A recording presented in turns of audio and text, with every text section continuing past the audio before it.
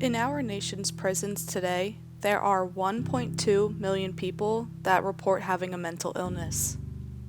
Someone who has a mental illness needs to seek medication before they end up down the path that leads them into prison. Like Rachel Leggett, a 24-year-old girl who has been diagnosed with schizophrenia, bipolar disorder, mood disorder, anxiety, and depression.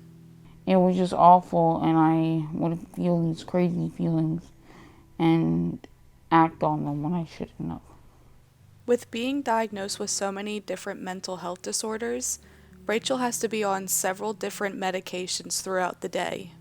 My depression was awful. I did so many bad things, and I haven't been in the hospital in 5 years, an inpatient, 5 to 6 years. So I'm really proud of myself.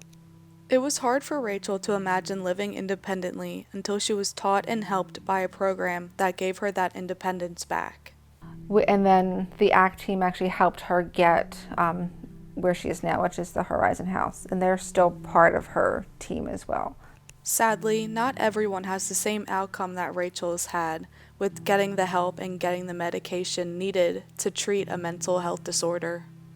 Casey Seltner is a licensed graduate professional counselor as well as a national certified counselor who works primarily with people who have a mental illness. Right? If this person has a clear, long list of mental illness, right, and they've had maybe run-ins with the cops and things like that, maybe they've already gone to jail. What is that going to do, putting them back in there? Is that going to fix it? That is why we find so many people in our prison systems today because they do not get the help and medication they need.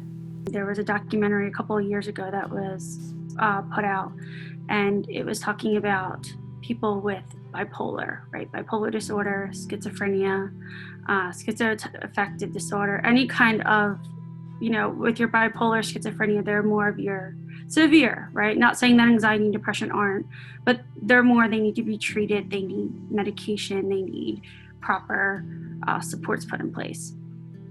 And so when I see these types of situations happen, I do think that we need to remember that if a person does have a history of mental illness, putting them into a prison system where there are lack of resources in there to help them is only damaging them, right? They're not getting maybe their medications, or maybe no one is watching them take the medication. So a lot of the time they're not taking it.